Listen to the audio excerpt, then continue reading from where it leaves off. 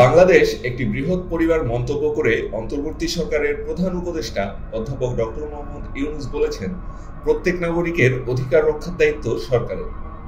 হিন্দু ধর্মাবলম্বীদের ভগবান শ্রীকৃষ্ণের জন্মতিথি ও শুভ জন্মাষ্টমী উপলক্ষে ২৬ আগস্ট সোমবার সকালে রাষ্ট্রীয় অতিথি ভবন যমুনায় বাংলাদেশের হিন্দু সম্প্রদায়ের নেতৃবৃন্দের সঙ্গে শুভেচ্ছা বিনিময়কালে প্রধান উপদেষ্টা এ মন্তব্য করেন।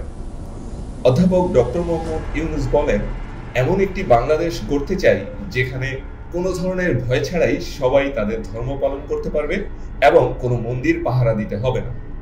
প্রধান উপদেষ্টা বলেন, আমাদের দায়িত্ব প্রতিটি নাগরিকের অধিকার প্রতিষ্ঠা করা।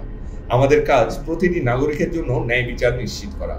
আমাদের দেশে মানুষের মধ্যে কোনো বিভাজন থাকতে পারে না জানিয়ে তিনি বলেন, অন্তর্বর্তী সরকার দেশের প্রতিটি নাগরিকের অধিকার রক্ষায় দৃঢ় প্রতিজ্ঞ।